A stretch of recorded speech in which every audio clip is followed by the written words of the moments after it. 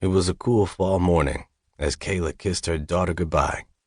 Camille, the Stones' nanny/housekeeper/chef/friend, had arrived, and after having a short conversation with Keilah, she had quickly taken the baby out of her mother's arms and placed her in the high chair so she could start her breakfast. "Don't worry about a thing, Mrs. Stone. Nehariah and I have a big day planned," Camille said as she kissed the baby's forehead. "We're going to the market to get some fresh vegetables and some other goodies so we can make a delicious dinner for you and Mr. Stone tonight."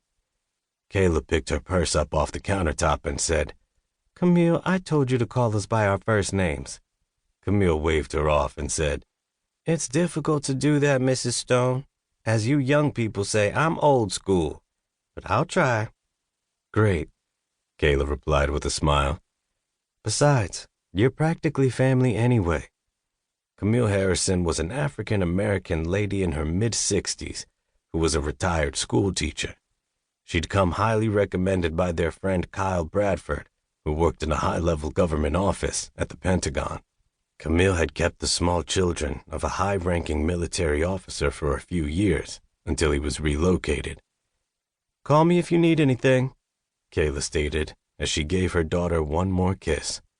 "Ramsey should be back in town this afternoon, so whatever you decide to cook for dinner, we'll love." Camille followed her over to the door leading to the garage and basically pushed her out the door. "Okay, now get out of here before you're late to work. You're in our way. Nehariah and I have a lot to do today." Kira opened the garage door and then turned back to her nanny and said, "Before I leave, I don't want to alarm you, and it's probably nothing, but the perimeter alarm went off early this morning. The security guard didn't find anything or anybody, but I wanted to mention it to you as a precaution." Camille listened attentively and said, "I'm sure it was nothing, but I'll be extra attentive anyway." Keilah hugged her nanny's neck and said, "I knew you would. I'll see you this evening." She blew her daughter one more kiss before picking up her coffee cup and climbing into her car. Driving in rush hour traffic was never fun, but for some reason, this morning was worse than others. If it wasn't for her satellite radio playing smooth jazz, Keilah didn't know how she would make it. Then she thought about her unsettling night, and it angered her. Her child's safety came first, and she would die before she would let anyone or anything harm her.